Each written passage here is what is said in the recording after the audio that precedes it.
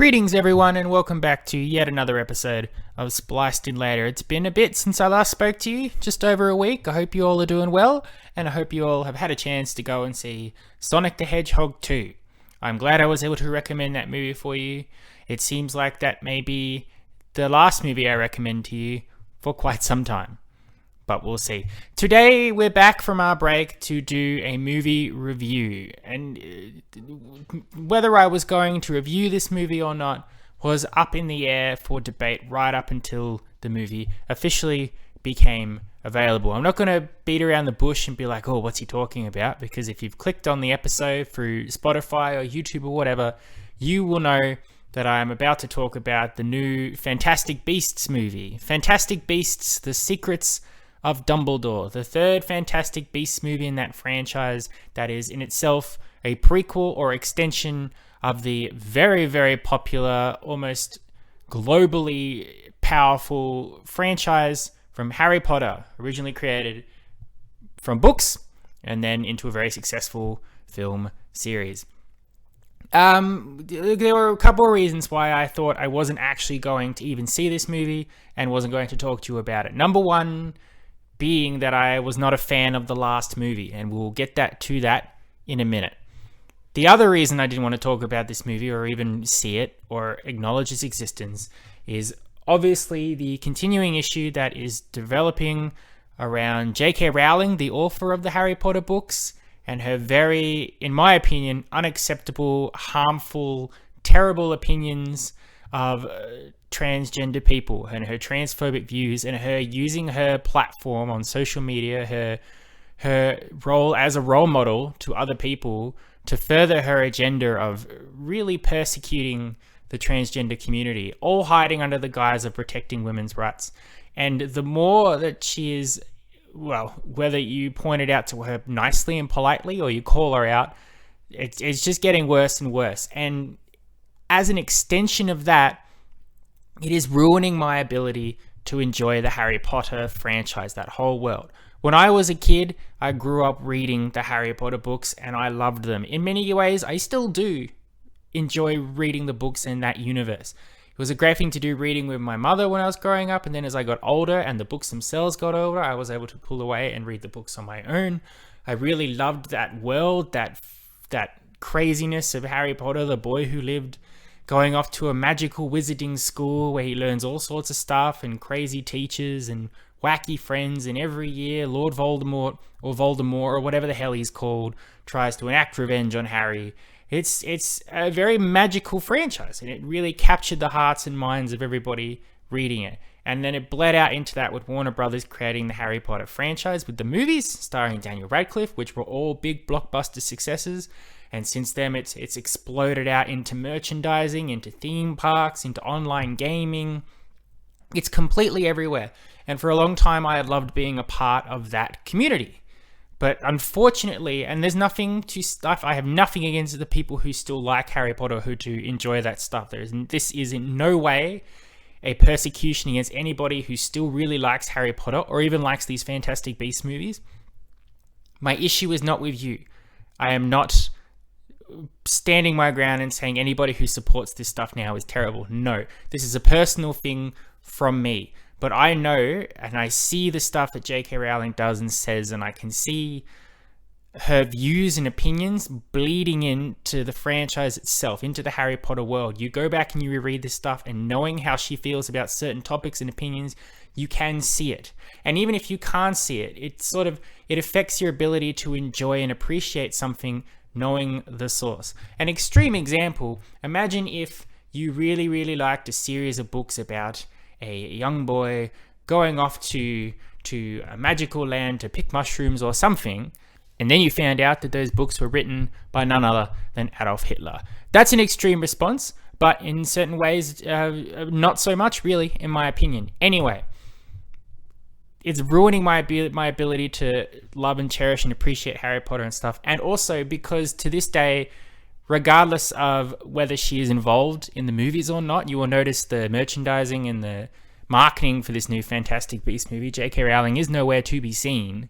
She's still getting money out of it. She's still earning money every day. Anytime someone buys a butter beer from Universal Studios Harry Potter Land, someone buys a ticket to a marathon screening of all the Harry Potter films, every time you buy a broomstick or anything like that, she gets money off of it. And her platform and the ability for her to get more money and to spread her thoughts, and in many ways her dangerous opinions around to other people, is harmful, and I don't want to contribute to that. So, case in point, I definitely did not see this movie in the cinemas. If you wanted to ask how I've seen this movie, I will plead the fifth. But I did not want to not only give my money and give my support to this franchise, by extension J.K. Rowling, but also just don't want to acknowledge its existence because in any way, shape or form. But I'm also on a podcast that talks about movies, and this is a big summer tentpole, supposedly blockbuster movie, and it's also worth talking about. It's content, and at the same time, you need to find a halfway point between not liking franchise because you're not a supporter of J.K. Rowling, and not liking it because the content itself, the movies, are good or bad. It's nice finding that nice somewhere in the middle. If you go online at the moment and you look for reviews, you will find biasm that swings either way. I've certainly seen a lot of it. Either negative reviews to this movie because J.K. Rowling sucks, terrible, we all hate her, or very positive reviews for this movie, but in extension because I love Harry Potter. Harry Potter's great. This is a Harry Potter thing, therefore it's good. And I think I understand. I get that. The last Fantastic Beasts movie I saw, I did not like it at all. I saw it with a big group of people, and a bunch of them were Harry Potter fans. And I asked them afterwards, did you actually like that? And they, tears in their eyes, they said it was the best Harry Potter, Fantastic Beasts, whatever movie they'd ever seen. And you rethink your own opinions of stuff. Like that could possibly said for me about Marvel movies, especially Marvel Cinematic Universe. Maybe they have been making bad MCU movies and I just haven't been able to see it because I've got my own incredible love and appreciation for that franchise that I can't see it even when it's crumbling. Hopefully not. I was able to see Star Wars crumble and I was a huge Star Wars fan, so we'll see.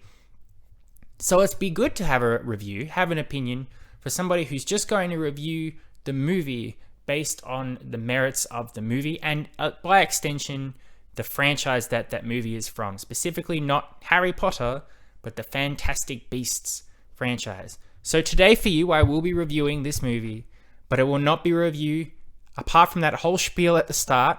From this point on, we will not comment on J.K. Rowling. We will not comment on her views and opinions. We will not comment on any of the behind-the-scenes stuff involving Johnny Depp or Ezra Miller or anything like that. We won't talk about anything to do with the controversy or the making of the movie. We will talk about the movie itself, how it came to me. By extension, I do have to talk about the other two movies, Fantastic Beasts and Where to Find Them, and The Crimes of Grindelwald, because this is the third entry in a continuing story. It's not a movie that stands on its own. It's not designed to be. So by essence, I have to have how those movies affected my going in and appreciating this film, but not Mads Mikkelsen is replacing Johnny Depp. That's a behind the scenes something that I'm not going to address. I will address Mads Mikkelsen's performance, the overall story of Grindelwald, but I won't be talking about Johnny Depp and Amber Heard and anything like that. I was going back through my comments from some old reviews I've done. I found someone who left a gigantic comment on my Death on the Nile review. Basically, because I mentioned Murder on the Orient Express very briefly, I got a whole spiel about how Johnny Depp is not in the IMDb credits for that, and apparently that's because of cancel culture. If that person is listening, the reason that happened is because the IMDb credits are listed by order of appearance in the movie.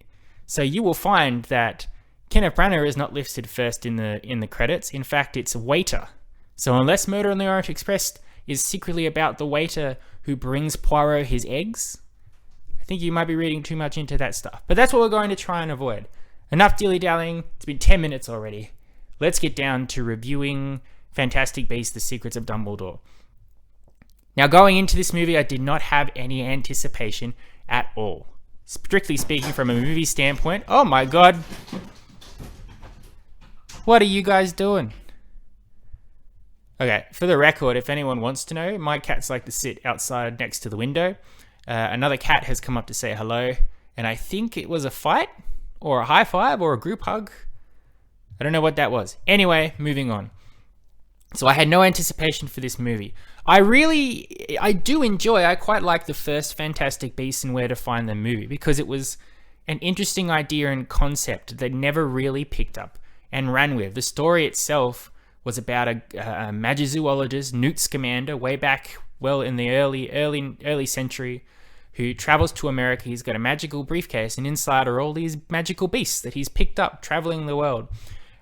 Through a series of wacky shenanigans that also wrangle in a muggle called Jacob, the creatures escape, and they've just got to run around America and try and find these creatures and put them back in the case. It was wacky, it was silly, but Eddie Redmayne was a very likable protagonist as Newt Scamander. I just mentioned the muggle Jacob, played by Dan Fogler. He was great as well. It was a good self-contained story, which in the background there were elements of Harry Potter lore, specifically the dark wizard Grindelwald. Grindelwald was on the run from magicking wizarding power, and his hands seemed to be manipulating events, but you didn't really know for certain until at the end when he does reveal himself. But Grindelwald himself was not a major player. He was not the thing that needed to be stopped. You didn't really know for certain until he was there. But then something happened. I don't really know. I assume what happened is basically Warner Brothers, they've got their Harry Potter stuff. They've got the rights to the movies, so they'll keep releasing movies. There was a decision to turn the Fantastic Beasts movies into a franchise. But rather than franchise the Fantastic Beasts stuff and Newt Scamander and all that, it pivoted and decided to tell the story of Professor Dumbledore and Grindelwald, and I guess eventually to lead up to their ultimate confrontation. So in that essence, you had The Crimes of Grindelwald, which was the second Fantastic Beasts movie with very little Fantastic Beasts in it. And the movie itself is an absolute mess. One day I may devote an entire episode to talking about Fantastic Beasts, The Crimes of Grindelwald, and just my utter confusion with that movie. I think what it comes down to is not knowing what you wanted to do before you did it. So there was a decision early on that this was going to be a franchise of 5 films. And your first film hasn't really set up much. So obviously this one was to go, okay, so this is actually a big deal. Grindelwald is a very powerful dark wizard. We're going to watch him go about and start his evil shenanigans. We're going to get a young Dumbledore who's going to rope in Newt Scamander and all his friends to join him in stopping Grindelwald before he brings darkness to the world. I did say I wasn't going to mention the controversy around this stuff, but I do want to talk about the movie from a practical sense of the word.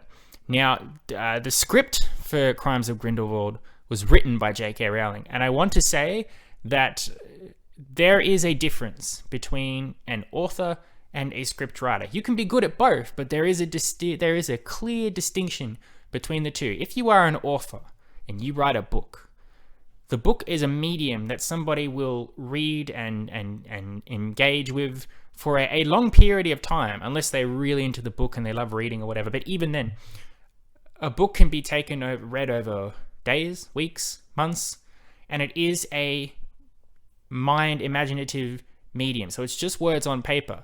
But the book has to succeed in making the reader use their imagination to see in their mind exactly what it is that they are experiencing, which means there needs to be a lot of detail. There needs to be a lot of exposition, lots of scenes where characters will talk and talk and talk because they're revealing information that has to be revealed that way because it's a book. You can't use visual medium because you need to describe the visual medium, if that makes sense. With a book as well, you've also got the freedom to make the book as long as you want and delve off into all sorts of side plots and shenanigans because the book can be read over a series of time and there's no rush to get to the end. For script writing, a movie is taken in a very different way. A movie is usually limited to 2 hours and it needs to tell a beginning, a middle, and an end. A very, very linear line of storytelling that uses what I've said many times, the show don't tell way of telling stories, meaning the visual medium now is what you're experiencing. The movie has to show you what it is you're supposed to see and think and feel. It doesn't tell you with words and lines like a book would, but through the visual medium. And it also doesn't have time to delve off into all sorts of side plots that are really just there for filler. If it was a book, don't have time for that. Got to get to the point. Now, I think because J.K. Rowling wrote the script, and because afterwards she released that script as a book, she wrote it like a book, which means The Crimes of Grindelwald is full of big, long exposition scenes where people are just talking and talking and talking, and side quests and characters and storylines which ultimately go nowhere and do nothing. They're just sort of there. And it builds and builds and builds to this point where the movie just sort of stops. And at the end, you think and go, what did I actually see? What was that movie? What do I learn? I left that movie having no idea where everybody was going to go. They had the one big hook, which was that Ezra Miller's character, Credence Barebone, whoever the hell, was secretly a Dumbledore. Now that was the hook that was supposed to get you to come back to the next movie. Probably why this one was called The Secrets of Dumbledore. But in terms of people joining Grindelwald's side, or searching for lost siblings, or even when the Fantastic Beasts very, very, very rarely came into play in this movie, it was a big, big mess. It was hard to rewatch.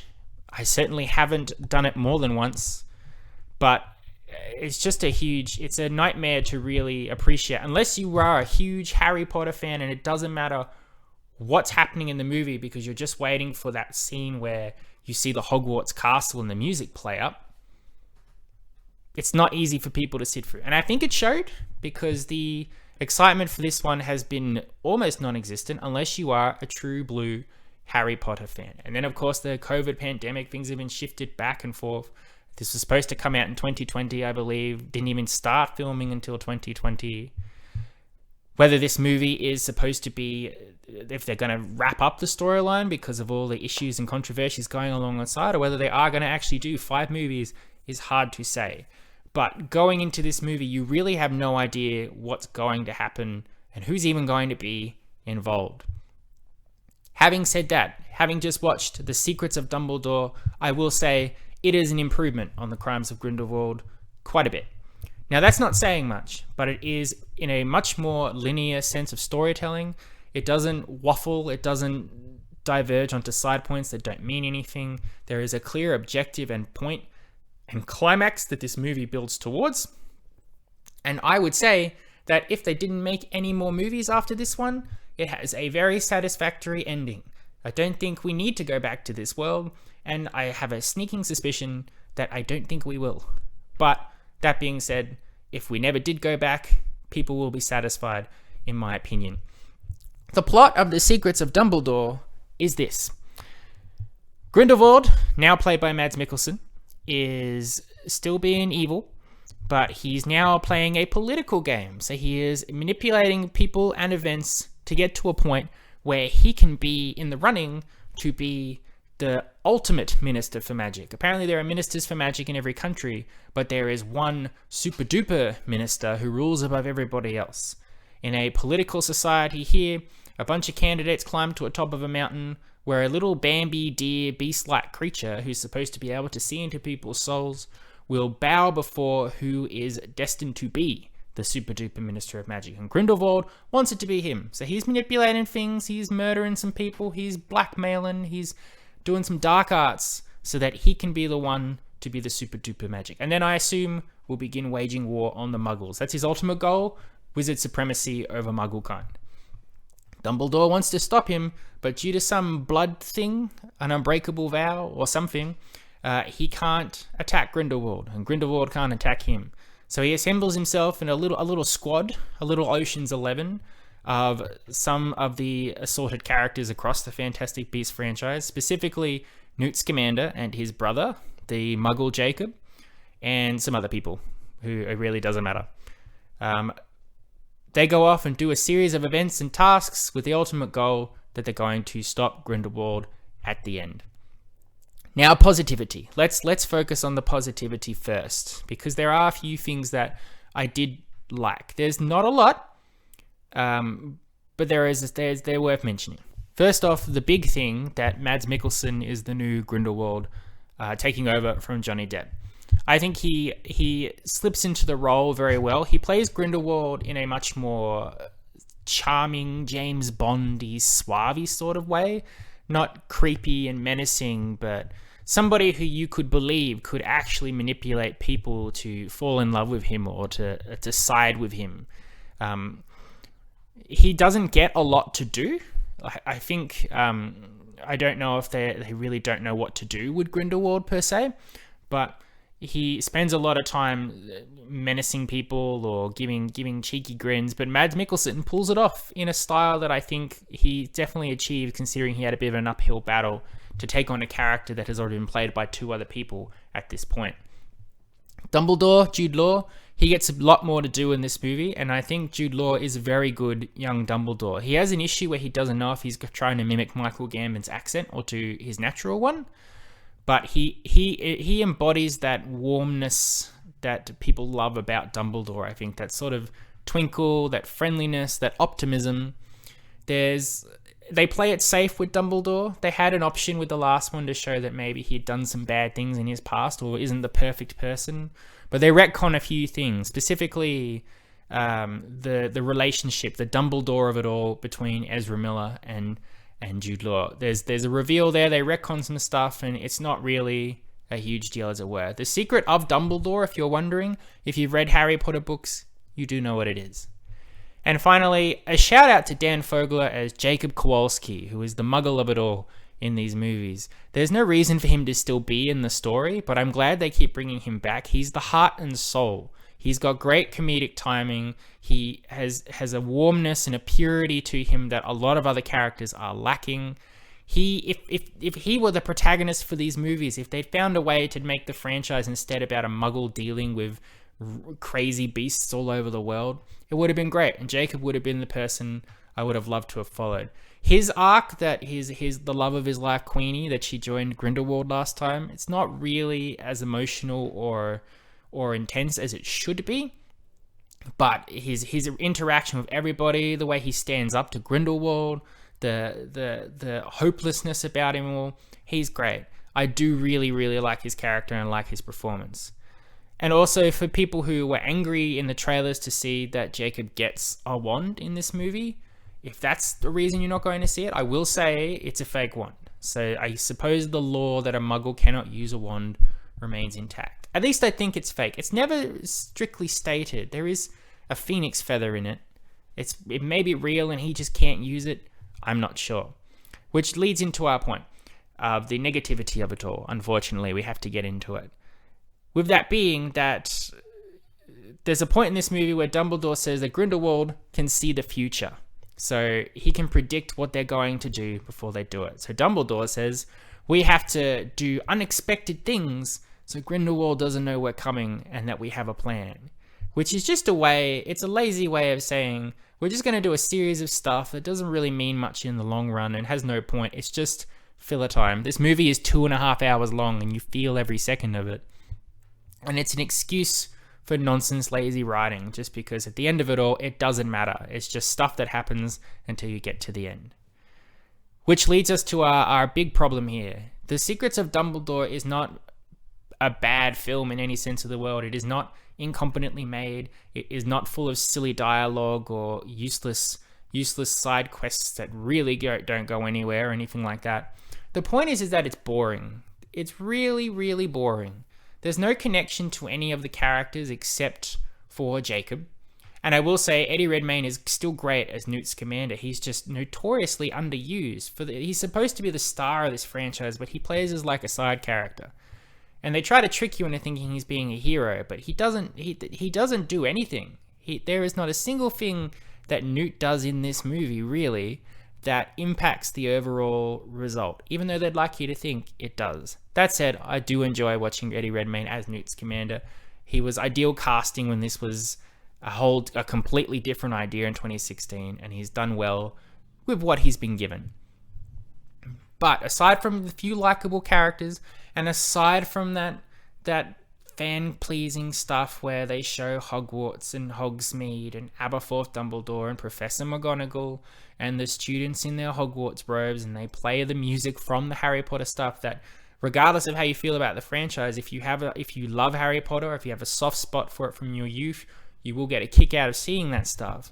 Aside from all of that, it's just 2.5 hours of people doing things and getting to a point where you think, is this the end? It's the end. I felt every second of it. I stopped the movie a few times to just take a moment to revitalize myself, because I just was not engaged in it. There was no investment, especially for a movie that's the third installment in a franchise where things are supposed to be building. At this point, you're supposed to be really invested in what's going on. It's kind of like how I feel about The Rise of Skywalker from Star Wars. By that third movie, everything should be building up to a gigantic climax, but because there's been two very different movies before it, and there's been no plan or idea of how you're going to get to that final point, at the end of it, it's just a series of events that you just don't really care about because you have not been emotionally invested. And it's the same here too. They're counting on you recognizing the names Dumbledore and Grindelwald that you'll be invested without actually taking the time and effort to establish that themselves. The thing that really sums it up perfectly is the Grindelwald. The Gellert Grindelwald being the super duper menacing villain that needs to be brought down. By this point in a third movie, Grindelwald should have made his menace and his impact clear. And he's certainly done things that are bad, but he has also gone dramatic changes because he's been played by so many different characters. We have 3 Fantastic Beasts movies, and we have 3 people who have played Grindelwald. Colin Farrell played him in the first one, Johnny Depp played him in the second one, and Mads Mikkelsen plays it now.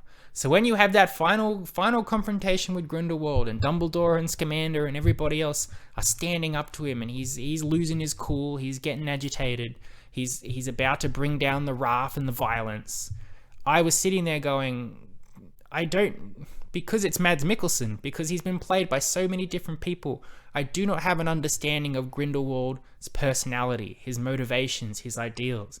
He's been played so differently, and his motives and his intentions have been so different, and the ultimate goal that he has is just to be evil. That's not enough for me to really get invested or scared of him.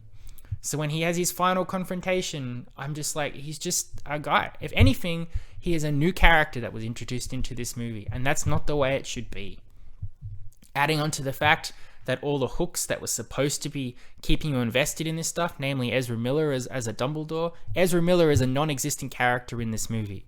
I didn't realize he was in the movie at first. He's there at the start in a confrontation with Scamander. I didn't realize it was him until he was walking away, and I went, oh, that was Credence. That was Ezra Miller. There you go.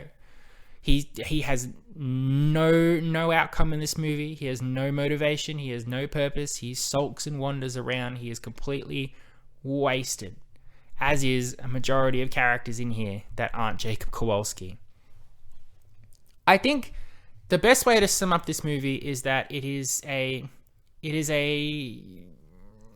attempt by somebody who has not prepared their final presentation at school, who has handed in some so-so average homework assignments during the year.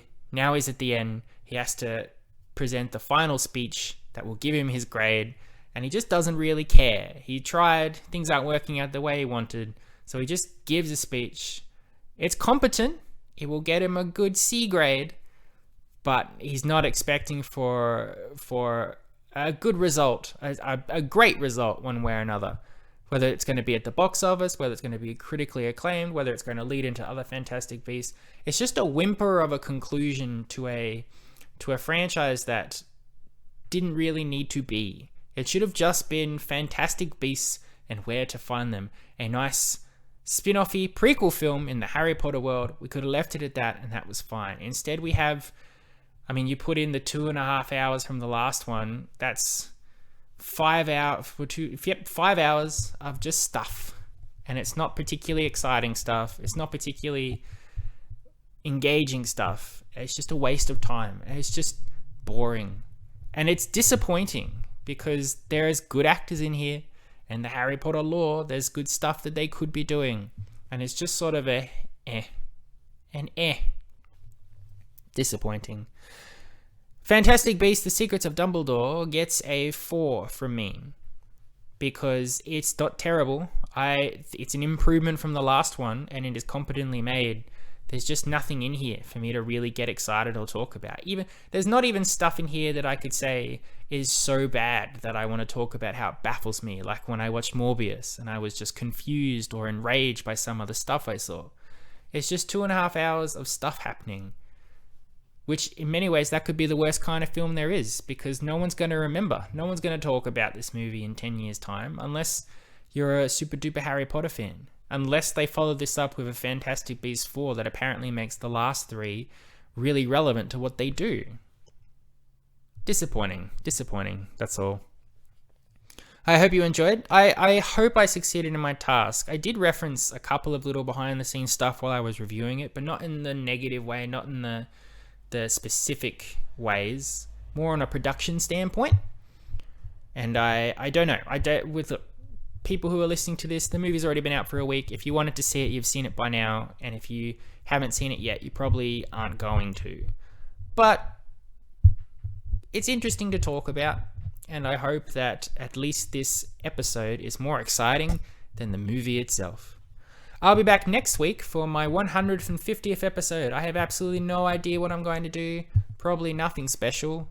But be sure to be on the lookout because I'll be dropping a new logo and a new theme music for the start and end of these episodes.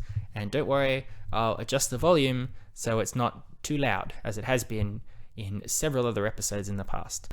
Until then, stay safe, stay kind to one another. I love and appreciate you all as always, and I will catch you on the next Spliced In Later. Adios, muchachos. I'll catch you next time.